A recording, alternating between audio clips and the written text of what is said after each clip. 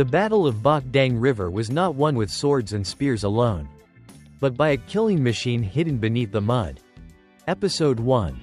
We are often taught that medieval warfare was a matter of swords and spears, of raw muscle and blind courage. But Bachdang was not like that. Amidst the muddy flats of the Bachdang River in Quang Ninh Province, where the tide rises and falls every day as if nothing ever happened, Professor Marcus Rydell, a maritime archaeology expert from Texas A&M, knelt down. It wasn't for a ritual. It was because his hand had just touched something that sent a chill down his spine. A piece of dark ironwood, over 30 centimeters in diameter. The sharpened tip still bore the marks of an axe. Unrotted, unbroken, unforgiving. 732 years ago, right at this very spot, tens of thousands of Mongol troops vanished from history. Marcus had excavated Greek shipwrecks and stood among the great ruins of the West. But this was the first time he realized a terrifying truth. There are weapons that do not need to move, yet they commit mass murder. These stakes were not driven for defense. They were programmed to wait. Waiting for the tide to rise. Waiting for the ships to enter. Waiting for the precise moment to turn an entire fleet into floating coffins. This was no historical accident. This was a pre-written sentence beneath the black mud. On one side was the most powerful fleet on the planet at the time, the symbol of violence and conquest. On the other side were silent logs of wood, no flags, no shouting. And the balance of power was broken by engineering intelligence. These stakes tell no stories, but they know exactly what they were born to do.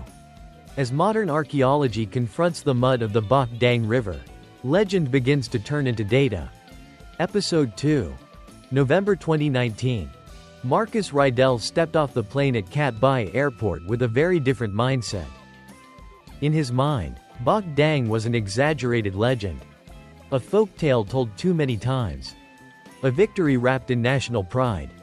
He didn't believe a 13th century agricultural nation could accurately calculate the draft of warships, predict long-term tidal cycles, and coordinate thousands of wooden stakes beneath the riverbed.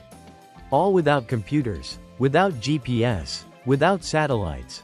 Marcus came here to hunt for the truth, not to listen to legends. He stood in the middle of modern Haiphong, with crowded traffic and rising skyscrapers, trying to imagine, how did 400 Mongol warships once cover this entire river? How could a peaceful river become a blade that cut through history? Archaeology does not take the side of emotion. It takes the side of what remains. And Bachdang is still there. Beneath meters of thick sediment lies a structure that is not chaotic at all. No stake stands at random. No angle is meaningless. Right on the first afternoon, when the geodetic data appeared on his tablet, Marcus exclaimed, "Impossible!" All the stakes had a 45-degree tilt. Not straight, not slanted, but terrifyingly precise. 45 degrees, the optimal angle to pierce the hull of a ship, snap the keel, and leave the ships trapped, unable to escape when the tide recedes. This is no longer archaeology. This is decoding a war algorithm written more than 7 centuries ago.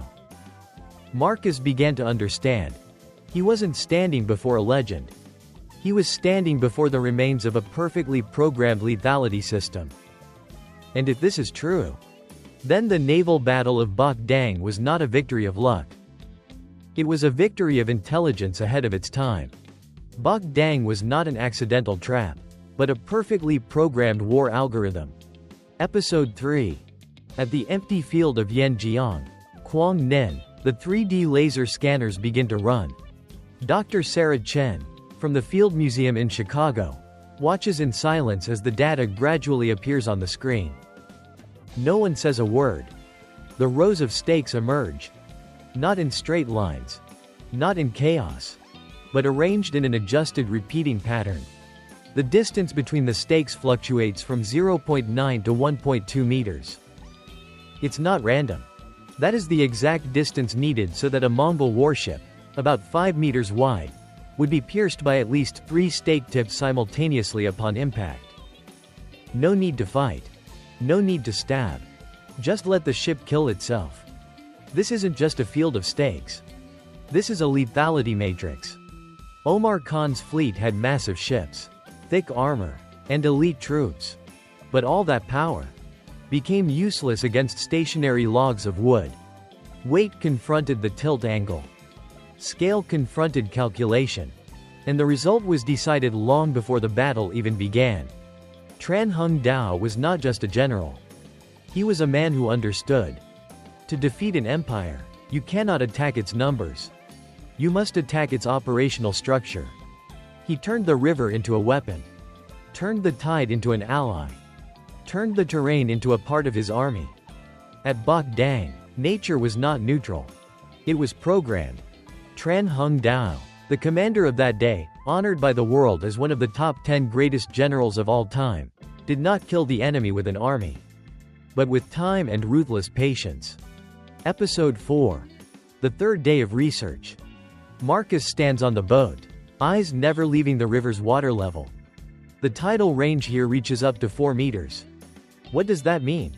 When the tide is high, the entire field of stakes disappears. The river is wide, deep, and safe. The fleet enters without obstruction. But when the tide recedes, the stakes emerge. The tilt angles are revealed. Every escape route is locked. The secret of Bachdang does not lie in space. It lies in time. The Mongol army was used to fighting fast, winning fast. On the steppes, speed was everything. When they took to the river, they brought that habit with them. And Tranhungdao used that very weakness. Feigning defeat. Retreating while fighting. Leading Omar Khan deep into the river. Not to engage in combat, but to buy time. Every minute that passed was a pulse of the receding tide.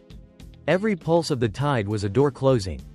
By the time Omar Khan realized it, the entire fleet was locked inside a death clock. No spear was thrusting forward. The surface of the river simply changed its shape. At Bachdang, the defeated did not die from being hit.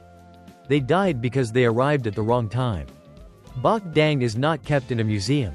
It is the intellectual evidence of a nation that knows how to save itself. Episode 5. After a week of fieldwork, Marcus Rydell sits silently in a small laboratory in Kwangyen. In front of him are fossilized wood samples, rough, cracked, dark with time. They are no longer wood. They have become witnesses.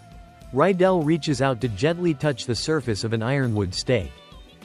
Not with the posture of a scientist analyzing material, but like someone touching the minds of people who lived 7 centuries before him. Archaeology, here, is not just about finding artifacts. It is a journey tracing the line of thought of a nation. Carbon dating, sediment maps, the most modern hydrological models, ultimately only confirm one very simple thing. The Vietnamese people of the 13th century mastered science. Long before the world could even give science a name. The wooden stakes were not driven at random.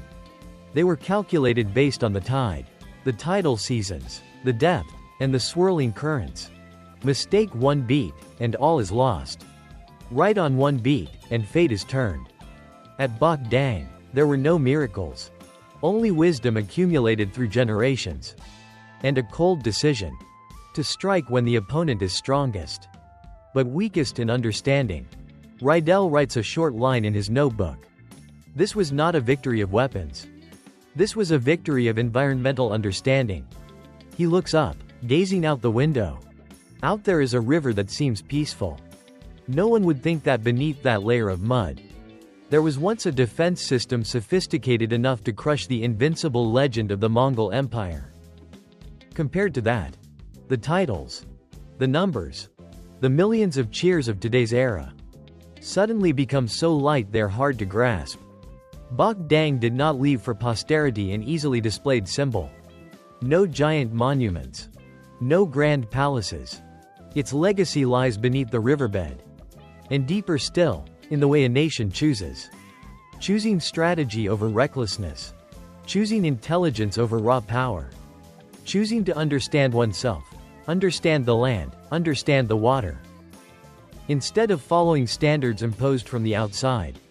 Systems can teach humans how to seek safety and stability. But Bachdang teaches something else. When standing at the boundary of survival, it is the choices that shape history.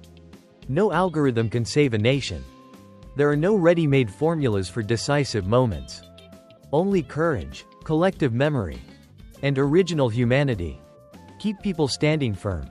The legacy of Bachdang does not lie still in a museum. It is like a smoldering fire, unpretentious, but never extinguished, in the consciousness of the Vietnamese people.